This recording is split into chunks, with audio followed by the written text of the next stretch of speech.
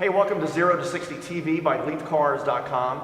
I'm Mark Arson. Joining me, Dominic Ruiz Esparza, Steve Hewlin, and our very special guest, Caroline Rushlow, who is the curator of ancient art here at the North Carolina Museum of Art on Blue Ridge Road in Raleigh. But more importantly, the reason for our visit here, she is the coordinating curator of this incredible exhibit that is running now through January 15th. Rolling sculpture, Art Deco cars of the 1930s and 40s. Caroline, I mean, first of all, thank you and the whole staff at North Carolina Museum of Art for inviting us here. Super honored to be able to do the show right in the gallery with these awe-inspiring automobiles and motorcycles. How did this exhibit come to be? How did this thing get put together? Well, first of all, welcome. We appreciate having you guys over. The exhibition actually was the idea of Ken Gross, who is a very well-known automotive journalist. He was also the executive director of the Peterson Museum. And he proposed this idea. We had worked with him for our Porsche exhibition a few years back. And when he came to us with an Art Deco cars exhibition, we said yes. I mean, how can you say no to something this fabulous? So Ken is really the instigator of this project, and he has the contact in the automobile world to get these cars. He knows the owners, he knows the museums that have these objects in their collection. So it really started from him, and we just jumped right in. Yeah, Caroline, you mentioned, so Ken was involved with your previous Porsche exhibit, which was a knockout. And that was the first one that the North Carolina Museum of Art did that was related to automobiles. Yes, that is correct. It was our first car show, if you will. So, and that was like 3 years ago. So when I heard that the Art Deco cars were going to be here, I knew that we had to come here and check it out. And gosh, these cars, and talking about the Art Deco period, I've noticed that when you come into the exhibit, there's a motorcycle, I think in each period. Is that kind of how it works? What's the motorcycle aspect to this automotive exhibit? Well, first of all, there's 3 sections in the exhibition. There's thematic sections. The first one explores Art Deco, the art world, basically. The second one is streamlining, which is very important to the automobiles and motorcycles of that period. And the third section is yesterday's car of the future. And because we have 3 motorcycles, 3 sections, we put one in each of these 3 sections. With the Porsche exhibition, we didn't have any motorcycles at all, so I think people who like motorcycles are very intrigued, and they're looking forward to seeing these absolutely fantastic bikes. And they are. They're so futuristic. Over to the right of us here, there's this 1930 Henderson Streamlined motorcycle that I don't think any of us had ever seen anything in our lives like this thing, even in science, maybe in a Flash Gordon movie. Or maybe in the That's what it Batcave. looks like it came out of, or the Batcave. The Batcave. It is so cool. The wheels are covered, and it's got that aerodynamic, but Art Deco, design influence. So I guess one of the themes of that period it was aerodynamics, right? Because it was kind of in that golden age of air flight and airplane designs, aerodynamics. So are there some cars that stand out a little more than others when it comes to how the aerodynamics played a part? Some will look more aerodynamic than others. And we're actually right now sitting in the Streamlined section. So this is the section that talks about streamlining, aerodynamics, influence of aviation on the cars. Just the 3 in front of us are actually all inspired in some way by aviation, but you can tell how differently they've been inspired. For example, the Voisin Clairière, the black car here, Voisin is, he and his brother, Gabriel and Charles Voisin, were the Wright brothers of France. So you can see some influence on there. For example, the struts on the hood tying to the fenders. You don't need struts to hold this together at all. But you did on the wing, of course, yeah. Yeah, absolutely, Yeah. absolutely. Yeah. Next to it, then you have the Hispano Suiza. That's a mind-boggling car. You put wings on there and that car can fly. That's what, it's so aerodynamic. And when you see a person actually driving this car, just the head is sticking out of the cockpit. It really is by a car, but looks like a plane, but it's a car. It's almost like an airplane fuselage that they put fenders and wheels on. Yes, almost, yeah. But it was actually designed by an airplane designer. Wow. For Monsieur Dubonnet. And then the last one in the display, now I've been watching a lot of old videos on the Chrysler Airflow, Yeah. and I had no idea that Chrysler at that time, 1934, 35, was at the forefront, I suppose, of aerodynamics and using that. And I think I read that they actually consulted the Wright brothers to build a wind tunnel in their design studio that went into the design of the Airflow. Yeah. Absolutely, the Scarab was literally born in a wind tunnel.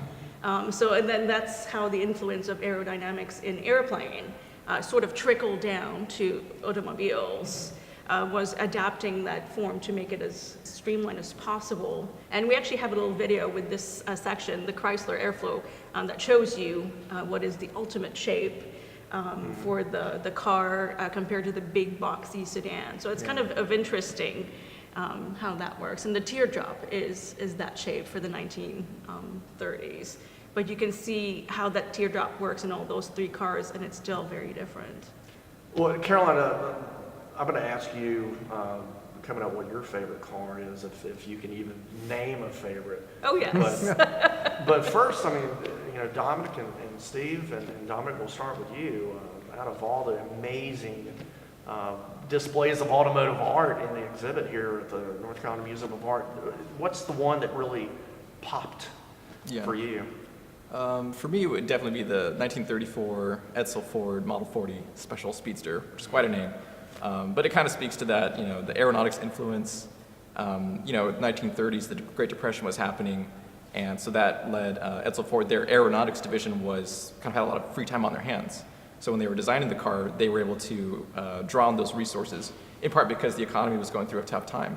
And whereas they would have been building airplanes or whatever, they could devote some of their resources to helping them build this Speedster. But I mean, it's just a really interesting looking car. It's called the Edsel Ford. Edsel was the son of Henry Ford, the guy who started everything, the magnate. And it's interesting because Henry, he thought his son was maybe a little bit too artistic. He wasn't quite the nuts and bolts, creating a car for the masses. And you can kind of see that in this car. I mean, it's beautiful, it's gorgeous, but it's radically different than the Model T, which his father created. You can definitely see the difference between father and son in their vehicles. And then another interesting thing is that the designer, I think it's Bob Guthrie, he was hired by Edsel Ford when he was 22 years old to work at Ford. He started designing this car when he was 24. And then by 25, he was the head of design at Ford. Wow. So there's a lot of just youth and vitality in that design also. It was just a jaw-dropping car, and it's definitely my favorite. Was Guthrie, was he involved with aeronautic design? It's actually weird. He was a high school dropout, and he designed yachts, boats, and ships. That was his prime. And he worked for one automotive company before Ford. Yes. But his primary influence was yachts. Also for the wealthy. Yeah. And then when he ended up leaving Ford, I think in his 30s or 40s, he went back to building and designing yachts. Right. And this is just a detour for him. You can totally see that, I think, in Gregory's designs, Bob Gregory. And some others also have some yacht and influence as well. It's quite interesting, I find. Yeah, so that makes the Model 40 a blend of sea, air, and land. Yeah. It's the Paul Revere of Ford cars. And what I like too is that he had this made for himself. It was not for the company, and he had to pay with his own money. A lot of people find this very surprising to read this on the label. Yeah. And there's a picture too on the label. There's all sorts of information on the labels. We start with the timeline, but we include a lot of that information on the labels. We have videos, and you see there's a photo of a model of the car from Gregory asking Ford, is like, is this what you want? And he comments on it because he had very specific ideas. I think he owned like 3 speedsters that he had commissioned for himself. Steve, what struck your fancy? I saw you paying some attention to is it the silver and maroon? That's right. When people come along to this exhibit, the first car they will see is a Talbot Largo. It's 1938, and it's set apart from the main hall here. And what the problem is that you get so involved with that, you often forget that there are 14 other cars and 3 motorcycles. It's an astonishing motor car.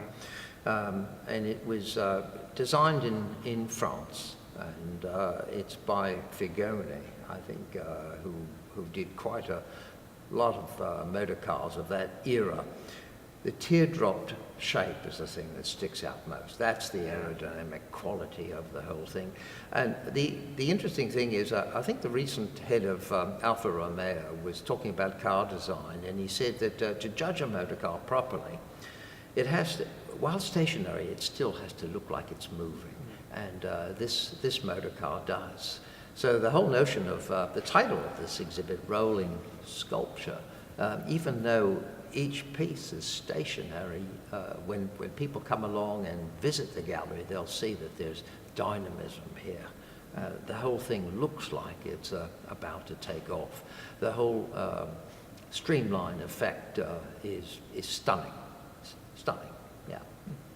And Caroline, you were talking about Egypt, and, Yes. and you being the curator of ancient art here at North Carolina Museum of Art. There was a car that is also, as you're kind of coming in, it's maybe the 3rd or 4th in the exhibit.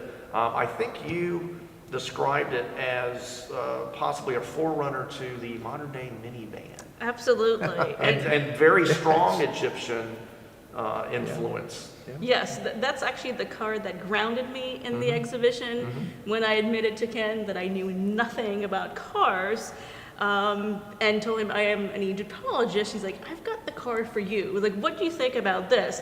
And I was hooked, totally hooked when I saw the 1936 Stout Scarab. So that was sort of my rock for the exhibition. And he tried his darndest to get me one, and we did. So, and what is remarkable about this is just about everything. First of all, the look of it is unusual. It doesn't look like anything else in the exhibition. To us, it might look familiar as sort of the ancestor of the minivan, but in the 1930s, this was out of this world. People had never seen a car like this, where the interior is very spacious. You can actually reconfigure the inside. Obviously, the driver's seat does not move, and the seat at the back, which can sit, I think, 3 people, those don't move. Right. But you can reconfigure. There's the other passenger's seat. There's a table that can be pulled down. It's a picnic table almost. Almost. It's sort of, in a way, you can reconfigure it to look like the inside, like a train, where you have, people sitting on either side of a table. So very, very spacious interior. So to us, that's nothing new, but in the 1930s, that was really unusual. Actually, Mr. Stout worked for Ford. He was an aviation guy for Ford Motor, for aviation division. And he started working on this car, and what is interesting about it too is his concept of this monocoque chassis body. It's like the exoskeleton of a bug, if you will. Everything's on the inside. You just have the frame protecting it, just like a bug. And if you're thinking about a bug in the 1930s and want to have some element at the front to decorate it, the first thing that should pop into your head is the ancient Egyptian wing scarab. Sure. We must not forget that the Art Deco period was a fresh new wave of Egyptomania, just because in 1922, Howard Carter and Lord Carnarvon discovered King Tutankhamun's tomb. So you have a lot of Egyptian motifs flying around in Art Deco, and you find it in cars. The cars actually belong into this international art movement. And if you look at the voisin, yeah, there's a winged scarab on there as well. So it's quite interesting. Stutz had the god Ra. That's right. what they said, but it looked more like an Egyptian pharaoh. The hood. Yeah, the hood ornament, absolutely. Yes, of course, So there were some that were inspired by ancient Egypt. Now, I'm told colour as well, because the Talbot Largo, if you look at it, it has a very, very rich maroon. It's almost like terracotta. The kind of colours you see on Tutankhamun's death mask and on the inside of tombs. The whole world in 1922 were electrified, and of course industrial designers were. You even have irons, for ironing clothes that were designed with they owe something to Egyptian art.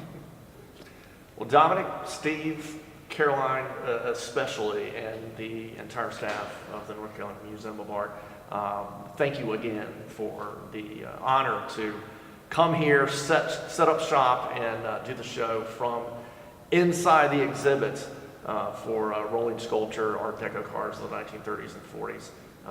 Thank you so much for You're having very us. welcome. Yeah, Thanks. thank you. So that'll wrap up this edition of 0 to 60 TV by LeithCars.com. Once again, a special thanks to the North Carolina Museum of Art for hosting us for the show, and we highly encourage you to come and see this exhibit, Rolling Sculpture Art Deco Cars of the 1930s and 40s. It is on display until January 15th. And you can get 0 to 60 TV and all of our great automotive content, as well as search for your next car at LeithCars.com.